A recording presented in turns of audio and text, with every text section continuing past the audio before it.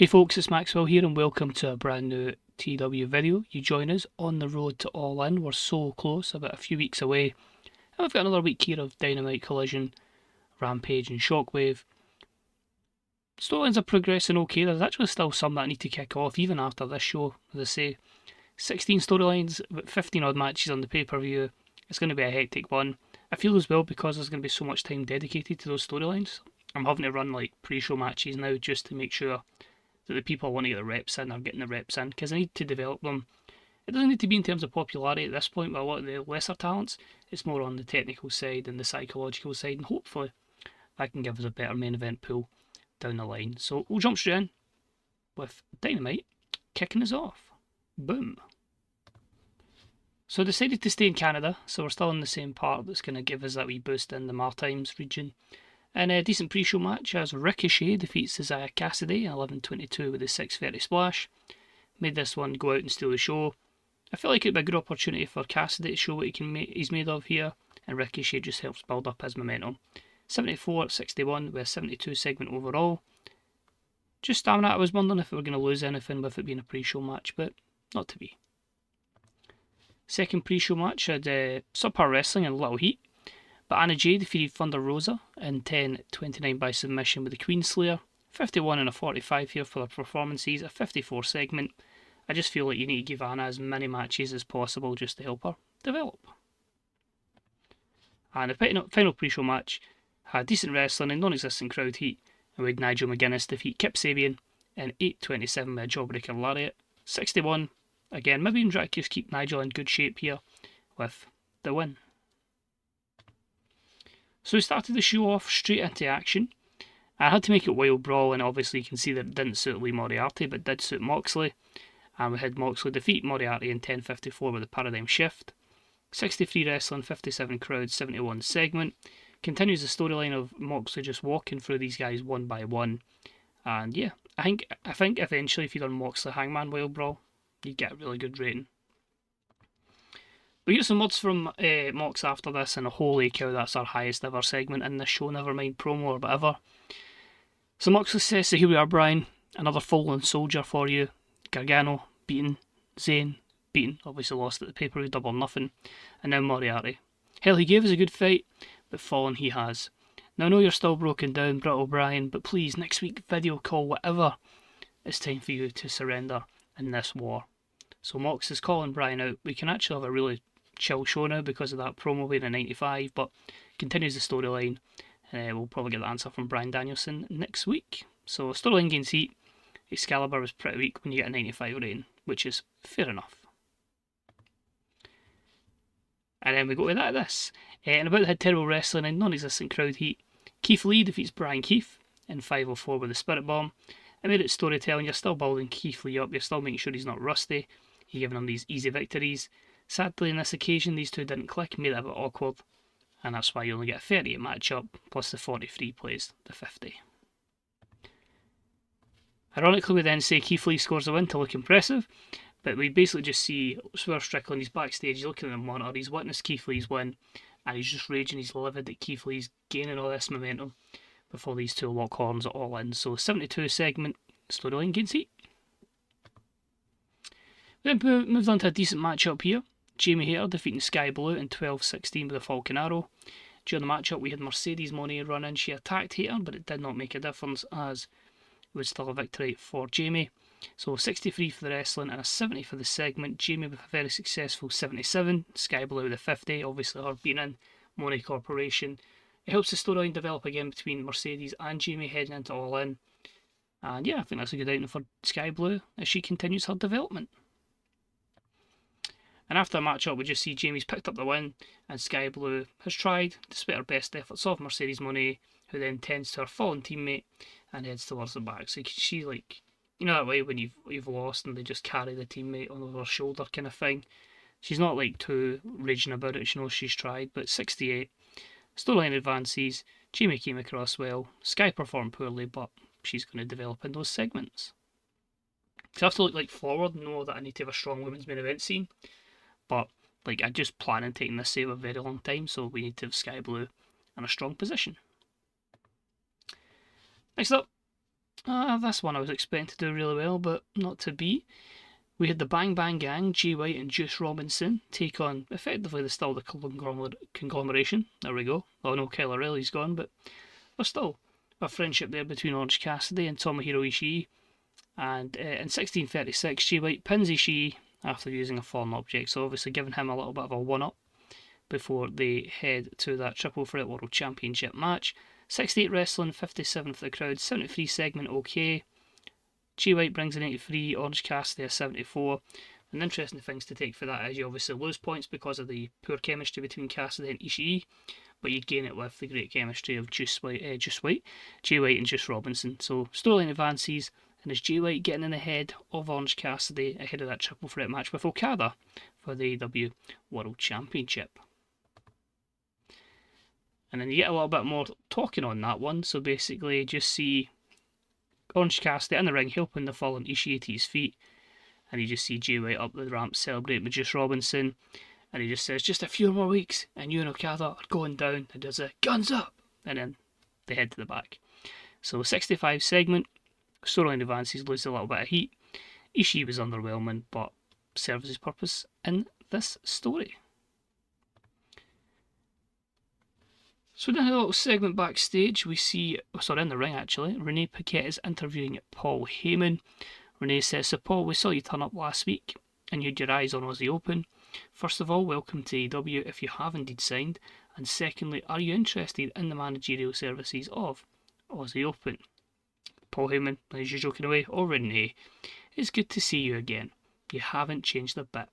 Now come on, you know me, I'm not a manager, I'm an advocate. And to answer the point on Aussie Open, they're a talented team, no doubt. But I'm here to help showcase talents that together you may not expect how great they are. Like the talent's there, but the potential is truly out of this world. So 81 segment, storyline advances and gains heat. So what is the link between Paul Heyman and Aussie Open? We then came into the TBS title match. It was obviously set up last week. And Athena defeats Hikaru Shida in 13:06 with a top rope stunner. It is the 10th defence of the TBS title for Athena, so this reign continues. Pretty good 71 there. I think as well, with Shida being really off her game, I think she could have maybe brought maybe a high 60. You could see that segment push up to about 74, 75. But overall, good stuff there. So this is a double segment. I'll break it down as best as I can. So we start off with Chris Jericho in the ring. So I think it's time I address everything that's going on. I truly believe that I could reinvent myself as the best I've ever been. And yes, I admit it didn't go to plan, and it does seem that Father Time is catching up on me. And I still do believe that I can contribute here in AEW. It's just a shame that Wardlow and Ricky Starks truly didn't believe in me and my ability to relaunch their AEW careers. And the fact that both MJF and William Regal decided to poison both their minds, it shouldn't even surprise me with those two. So this leads to William Regal coming out. Jericho, watch your bloody mouth, sunshine. One thing you have to remember is here, I done something that you didn't. I knew when my time was up. I knew when it was time to steer the ship. Use my guidance to the younger generation. You still hold time, you still take all that away from those youngsters. It's time to let it go. Hell, it's time for the old dog to be put out of his misery. So that was the first part of the dueling words between Regal and Jericho. Wardlow and Starks then storm the ring and they start to beat the crap out of Jericho. Wardlow holds Jericho and is set to let Starks punch him when we hear You Think You Know Me. It's Adam Copeland, he storms to the ring, Wardlow drops Jericho, Copeland ducks Starks and he hits Wardlow with the spear. Wardlow sells injury and Starks just runs for the hills. So Jericho's got a little bit of help here in the form of Adam Copeland. Starks and obviously Wardlow try to do a bit of business for Regal, but where's MJF? Intriguing.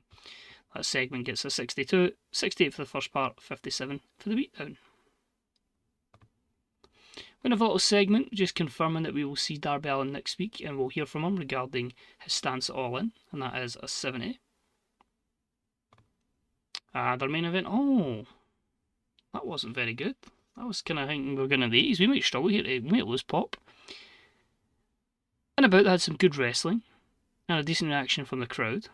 Walter defeated Roderick Strong in 22:17 with a falling powerbomb. It's the second defence of the International Championship. I thought these two would nail it, but yeah. pretty average. 75 for the wrestling, 64 crowd, 73 segment, 78 for Walter, 72 for Roddy. They had a creative finish, which was a success as well. Walter's low morale, fair enough. And just Roddy's physical condition. Oh well, quite surprised. But I just thought they would give me a better in-ring performance, that's all. So like the 73 with the ratings is absolutely spot on and fair, but I kind of expected higher ratings from both because Roddy's amazing and Walter's Walter. So thankfully, that John Moxley promo has saved us and puts us to a 78, which gives us 33 regions that we grow in, but obviously that's not in the US, that's everywhere else. You can see with the show now, we're slowly starting to get things working, we're getting people over, the scores are a lot higher across the board. In fact, honestly, the only ones you would say are quite poor are maybe that one, the Ishii one, and the Copeland, Jericho, Regal, etc, etc. So that's stuff we're still building up, but there is a lot of stuff that is. Oh, and the Keith Lee. It was that bad, I kind of forgot about it. But I feel like we're progressing quite well. It's just me wanting to more so improve the popularity in this particular region of Canada, within Canada, and to obviously grow to the next level, but at the same time, because it's quite far for the others, but we still need to protect the drop back down. Not that we're going to struggle financially, to be fair. Yeah, I'm quite happy with that one. Any locker room incidents before I do Rampage? Nope, I'll go book that, and I'll catch you for that shortly. So quickly, we'll round up the 27th of June edition of Rampage. With Aussie Open defeat the team of Jay Lethal and a rare appearance from Sonjay Dutt, which brought a 70. Then had a little bit of a freak out from Sonjay Dutt alongside Jay Lethal, and the Bailey scene, considering the size of him, Satnam Singh.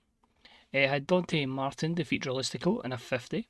We had some words from Saraya, which was a 39 before her matchup against Fujimoto, who won in a 45. I was hoping with the skill levels of Fujimoto, she could maybe help Saraya get something decent. We had Dustin Rhodes defeat Evil Uno, which was a 41. With a Dustin Rhodes promo just basically saying he's still got it. That was a 51. Before our main event saw Riho take on Masha Slamovich and pick up a very impressive win in a 74. So, pretty decent stuff there. I'm going to move on to Collision. I will say I took a little bit of a break between Dynamite, Rampage, and then this Collision. So if storylines are a wee bit all over the place, I'm sorry. I forgot about a few things. If it wasn't for the storyline function, I would have been all over the place. But hopefully I can get a good block of shows booked on the road to All In. But anyway, time for Collision. So hopefully it's a good show. I'm hoping the main event match does well. Whether the promos do remains to be seen. I went with an old school opening. We have some words from the two combatants in our opening contest, which is going to be Sammy Guevara and Hangman Adam Page. We start off with Sammy saying, "Tonight I take a step forward in 2025 and I give myself one of the biggest wins in a few years of my career. Hangman is a dangerous man, but I've always been a little crazy." And then Sammy does that little crazy sign that he's been known for. Hangman, short and sweet. Sammy Guevara, let's be honest, tonight you're going to get hurt. You're just a mini Will Ospreay, and look at what the hell happened to him. So, 60 promo, their storyline advances, and we go straight in to our opening contest. I will say, because I play a lot of other games as well, I do like to run like Sims and various mods just to see what happened. I took the January, not Real World Chronicles, but what it became, and simmed that, like, I think it's like 2.5 years, and like Sammy Guevara had a 1-year title reign as world champion. So, amazing that happened in that, and here he's kind of still finding his feet. Crazy stuff. But anyway, these two had a good wrestling match. We had decent reaction from the crowd, and Hangman Adam Page defeated Sammy Guevara in 9:32 with the Buckshot Lariat.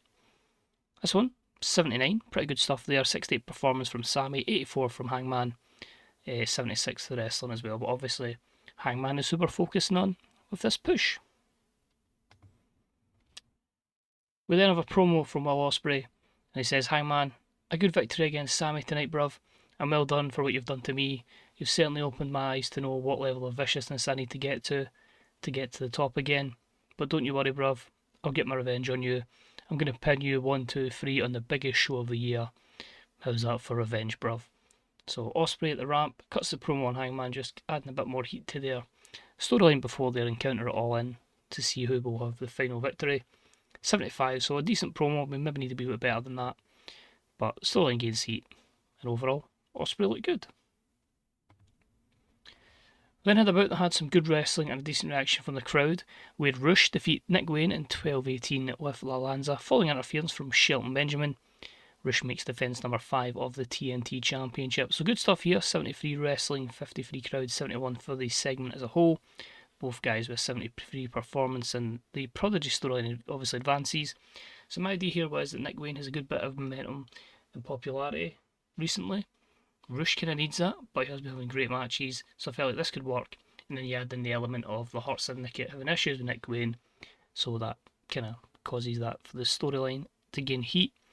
Because of that, though, it was low heat and that cost that a few points, but no, that's fine. All that hat worked. Well. Then cut to a backstage segment with our 2 of 40 figures for the men and women's division. We start with Scott D'Amore, and he says it's an impressive victory by a Rush, albeit via dubious means. But he has been a good TNT champion so far, and we are going to see Rush defend that belt at AEW All In. But the people ask, who is that going to be against? Well, on that night, we're going to have a 21-man casino gauntlet match, where the winner of that will face Rush later on that night for the TNT Championship. If I can get it working, if not, it'll be a 20-man battle royal. I've already wrote out everyone that's going to be in it, but that should be a good matchup, and the matchup I've got planned on the pay-per-view between Rush and his opponent, the winner, should be a goodie. As for the women's side, says Jessie McKay, we have a great TBS champion in Athena, and our next matchup tonight will determine who she faces at All In. So 66, and so we have basically a TBS number 1 contenders match next for Athena's next opponent. And this one had a decent reaction from the crowd, but subpar wrestling. And we had Toni Storm defeat Anna Jay in 9:53 with Strong Zero. It made it storytelling because it was the weakest match on the card, unfortunately. Only a 53 for the wrestling. The segment though got a 61, which is encouraging because the last 2 matches he's had together was a 59. He obviously loses a few points for being storytelling. But yeah, I feel like just working with Toni Storm just benefits Anna Jay's development. And at the same time, Toni Storm Athena for the TBS Championship at the pay-per-view sounds pretty damn good. So happy with that. Then had a little promo from Mark Briscoe. Last week I got my ass handed to me by the House of Black. Tonight my brothers FTR and the other members of the House of Black are banned from ringside, so tonight 1-on-1, and it's time for you to get a good old Sandy Fort beating Buddy Matthews. So Briscoe and Matthews is next. 55, storyline advances with that segment. And their matchup was a wild brawl. It had decent wrestling, but not a lot of heat because we need to build to it. But Buddy Matthews defeats Mark Briscoe in 11:57 with a handful of the tights. 57 wrestling, 47 for the crowd, 61 segment. I do feel that having a wild brawl obviously would suit Mark Briscoe, not so much Buddy Matthews, but you have to pick one match to beat it. And it was designated to this one. The storyline advances and it gains a little bit of heat. Moving on, we have the Undisputed Kingdom backstage. We first hear from Kyle O'Reilly. With the Casino Gauntlet match being announced, let me be the first man to enter my name in the pool. I see a lot of arse kicking by the artist Kyle O'Reilly. Kyle! Great plan, man. And I think that Battle Royal needs a lot of backbreakers, so count in me, Roderick Strong. Adam! What about you? Adam Cole turns around and goes, me? I'm going to pass on this one, but I do have a plan for All In. So we're confirming Kyle O'Reilly and Roderick Strong for the Casino Gauntlet match. Adam Cole's plans have yet to be announced, and only a few weeks to the show. What will Cole have up his plans? At this moment, it's going to be a massive Dynamite with a lot of things. I might even throw that in as well, so we could see probably 4 matches getting confirmed, but that means a few people might need to pop up that might not have appeared yet. But a segment is a 70. This is pretty good. But they had some great wrestling and a decent reaction from the crowd. Aussie Open defeated the grizzled young veterans in 14:01 when Kyle Fletcher defeated James Drake with the Coriolis. This was non-title, but also made it a match-up to steal the show. 82 for the wrestling, 54 crowd, 79 segment. 89 and 92 for Davis and Fletcher, so fantastic stuff by them. The storyline gains heat, but there was a lack of psychologists that probably cost that from being maybe an 83, 84. But still, Aussie Open, spectacular stuff. Aussie Open pick up an impressive victory, and then we see Paul Heyman at the top of the ramp. Kyle Fletcher, Mark Davis, a hell of a victory tonight, but it's time for your good times to come to an end. From the crowd, we see some hooded figures and they start attacking Aussie Open and they get the upper hand with a combination of speed and power. The smaller guy gets a lot of kicks in before they both set up Fletcher, then Davis, for 2 set-up power bombs from the bigger wrestler. But who are they? They lower their hoods and they reveal themselves to be Ricochet and Ua. Are they Paul Heyman men? So yeah, I know they're quick pally, so I thought, do you know what? When Ua Nation became available, the former Apollo Crews, I thought, yep, that works. Ricochet as a heel obviously works. Well, maybe not in the game, but in real life it certainly worked. So I absolutely going with that. So Ua debuts his badass gimmick, but again, an initial rating of adequate. Storyline advances, lost heat. It's a shame. But I think Heyman can speak on behalf of Ricochet, Ua, and that should work. So a 68 for that one. And Ricochet is a complete success with his heel turn. Perfect. Then a little segment backstage. It's been a while now since I held the AEW TNT Championship, says Jack Perry, and I think I'm now in a good place. I've been mentored well by Raven, and I have this beast in my corner, referring to Rhino. Consider the scapegoat. All in. So him declaring his interest in that Casino Gauntlet match, and that is a 51. And the main event for the evening had some great wrestling and a decent reaction from the crowd as Kanosuke Takeshita defeats Bandido in 21:08 with the touchdown. 83 wrestling, 54 crowd, 81 for the segment overall. So the main event delivers. Both guys with pretty good chemistry, so that boosted the match up. I think you maybe could have had that tip at an 83, same as the tag match. Obviously, you're going to get a penalty for the lack of psychology. That's one thing. If we can get Takeshita to learn that, which he will over time and experience and working with the right people, then he's going to steal the show.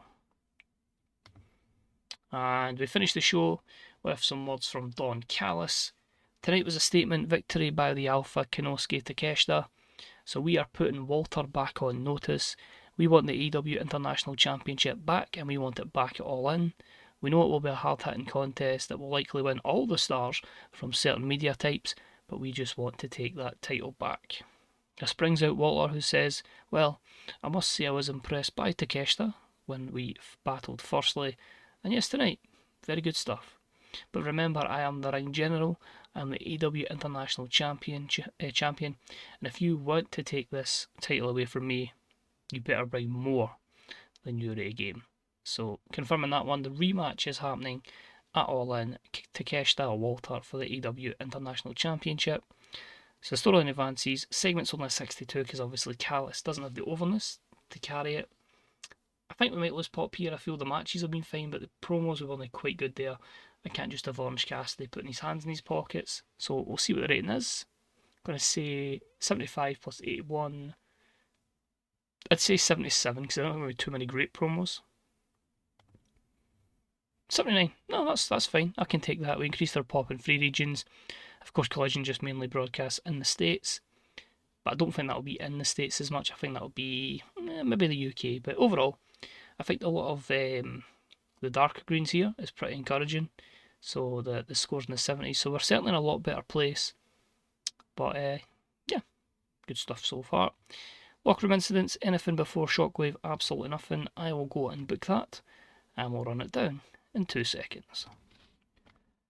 So it's time for Shockwave and 8,775 fans at the Wintrust Arena. Pretty good stuff. So we start the show with our working the crowd angle that'll hopefully guarantee we make a pop. The good thing about Shockwave is I can just kind of do these angles and kind of explain my mindset, my thought process. So here we had basically Cope, as he's now known. As I'm recording this, which has been happening for a few weeks, so I'll just try and go with that. But basically he says why he came back and helped Chris Jericho. He says obviously there's a lot of bit of disdain for Ricky Starks due to what happened previously, but just says, you know, it's not fair that these old timers, but old friends are getting beat up by these up and comers. He says he knows obviously that Regal's a vicious man, but he thinks that other people are involved in this. This leads to MJF coming out. He goes, oh wow, Cope, what a great name. But now you're really trying to accuse me of this kind of thing. And he's like, you damn right. You old timers are taking up spots. You old timers are taking up money that could belong to me.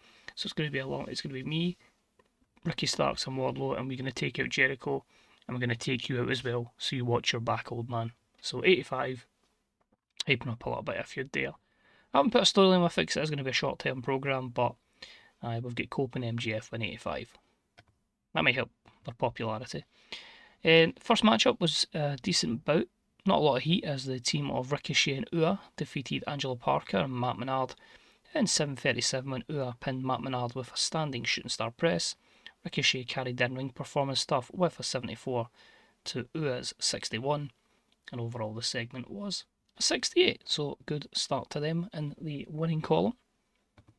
After the matchup, we basically just felt a little promo from Paul Heyman just saying, "See, I told you, look how good these are going to be after a bit of time." And there's a big smirk on his face. His performance was good, and he's getting better at his gimmick, so that was a 60. I'm probably going to overuse the work in the crowd, but if it seems to work, then I'm all for it. Next up, we had some decent wrestling. Not a lot of heat. We had Hook defeat Brian Keefe in 8:10 with a red drum. Weakest match on the card, so we made it storytelling.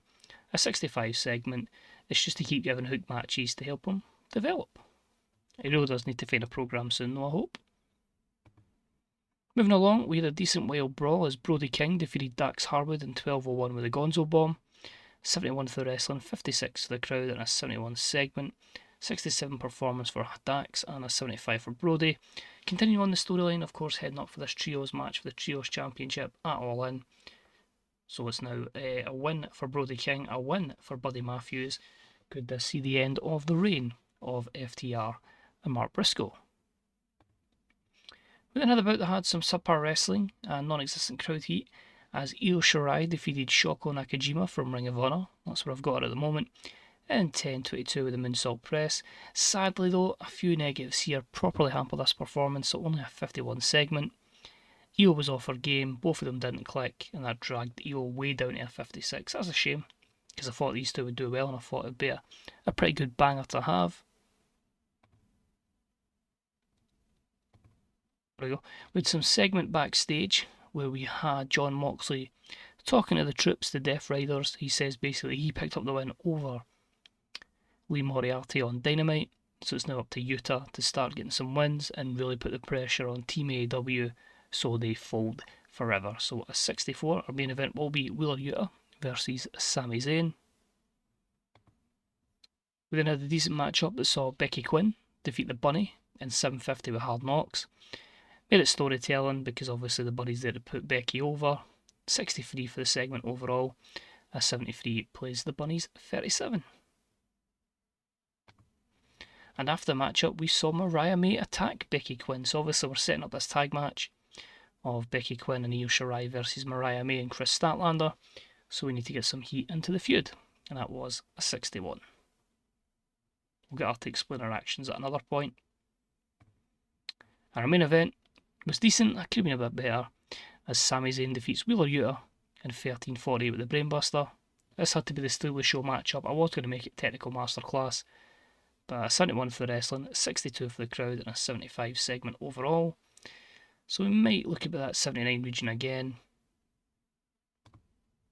Although we have an excellent promo from Sami Zayn to end the show, which was an 88, so that's absolutely caught me off guard. I did not expect that. I was kind of thinking 70s, but some of the cutting of promos work. But in this one, he basically just says, it was a good victory, he's happy to get the win, and it just shows when you don't take stupid risks, like Darby Allin has, that Team AEW can still win this battle. So that could be interesting, and lead Darby Allin to have a few words. On Dynamite, of course, we've announced next week Darby Allin will announce his all-in plans, so 88, and yeah, absolutely solid stuff there. Show itself then, 75. Increase our popularity in 29 regions, so you can tell for that. The angle side was very strong, thanks to Sami, Cope and MGF, but matches wise, probably not my best show. Main event needed to be a bit stronger, but I kind of look at Shockwave as just a case of there's some matches. I'm not going to put my main people on it, and as I say, eventually when we do go to the kind of brand split, it's going to retreat to a B show. But 29 regions across the place. Fans were disappointed, more story. It was mostly in angles, I'll admit that. But yeah, overall, does the business financial report. We make 9 million purely because of where we're broadcasting that many regions. It's only going to get bigger and bigger. And there's your popularity there. So yep, across the board, everywhere apart from the US and Canada. So we're going to jump to the main screen, we'll see if there's anything important, but I'm going to do a little bit of a bonus to this video. There'll be a short gap of 2 days, and I'm going to see if we have any of the wrestlers of the year so far or the kind of awards, because I'm realising we are at that date when it hits the 30th of June on Monday. I can't believe as well we're closing in 1 year of the save. Obviously that will be October, so you've only really got what, July, August, September, 9 months in. That's pretty good. Happy with that one. Let's hope we can keep up with that. So Collision, vast majority enjoyed the show, vast majority enjoyed Shockwave. They could be stronger, but I still need to figure out everyone that's going to be class in promos and what works with it just going Orange Cassidy every time. I don't think there's anything else too much that affects us. Lady Frost and Diamante friendship, that's good to see. Layla Hirsch is injured. A few weeks, that's fine. All stuff basically happening in Ring of Honor. Tisha Price is pregnant. Is she in WWE? That's who Fallon Henley is. I could not have told you that. I'm so out of touch with WWE at this point. Apart from that one, Defy loan out AJ Styles and social media success for Maria. So pretty much everything there just confirming that. Collision got 1.2 million viewers. Shockwave got 13.29. We basically have a very big. If I just quickly go to AEW Network, we can afford to be enormous in the US now. Big in Canada, very big in Mexico, huge in the British Isles, medium in Japan, and the rest, of course, with Europe, Oceania, and India. I'll look to put them up. I kind of wait to get to 100 million, and then I just splash that money on our network. So eventually that'll be maxed out, and then after that, we'll see. We'll save money for a physical Hall of Fame once we actually get enough people in. So we're going to now jump to the 30th of June, and let's see those wrestlers of the year so far. So let's learn these Wrestler of the Year, etc. awards in real time. Cody Rhodes is in pole position to become the male wrestler. That would make sense. Biggest company, biggest star. He's had some absolute bangers, I'm assuming. Match history, where are we? Yeah. Hell of a consistent run. Barely must on anything over the 90s, and he's had quite a few, so I think he'll be quite safe with that. Company of the Year, WWE's beaten us, so we need to try and get our act together. Female Tag Team of the Year, Bianca Belair and Jade Cargill. Male Tag Team of the Year, the Lucha Bros, so that's good, that's 1 for us at this point. Although by now, Penta's definitely in WWE and Ray Phoenix will be there shortly. Match of the year so far is Cody Rhodes and Kevin Owens versus Punk and Gunther. That was in 96, so I don't think we'll beat that. And I'm assuming that WrestleMania show. No, it was Backlash, which is the show of the year. Female Young Wrestler of the year so far is Roxy, which is fair enough. Male Young Wrestler is Mascara Dorada. Female Veteran is Charlotte Flair. And the male Veteran Wrestler is CM Punk. Female Wrestler of the Year, quite far down the list, is Rhea Ripley, which is fair. So it seems like this is pretty much similar to the simulation I've done. Male Independent is Averno, and the female Independent is La Jaroshita. So yeah, one out of all of that, so we really need to try and get people over, better ratings, so we can start taking some awards. Ted DiBiase Sr.'s retiring. Well, I don't think we'll see him back anytime soon. Anything else here directly affect us? Killer Kelly's had her child, so obviously way later in real life because she's already had the child. Literally she had that in tail end of 2024. But I think she's someone I'll try and snap up once she's done her end of her pregnancy, or her maternity leave, sorry. So that might be someone that pops up in 2026 ideally. I think she's really, really good. News items, just because I've got her shortlisted because she works for TNA and by the house show and the Martins, but that's pretty much it. So we know what we've got to do. It's a very WWE world and we're just living in it at this point, but it's time to fight. Anyway, thank you very much for watching. If you liked it, give us a wee thumbs up. Let us know how your own saves are getting on. Who's been the main wrestlers of the year for yous, and yeah, as always, check out the Fantasy Bookers subreddit, Grey Dog Software forums, twdb.com and bethebooker.net. And remember, we are just 12 days away from All In, so I think we're going to have a massive show in Dynamite. We're probably just going to have a few people turn up, rock the boat a little bit, maybe too much in one show, but we need to make this the biggest All In possible. So let's do it. Cheers for watching, and I'll see you for that roundup of the next week in AEW. Bye bye.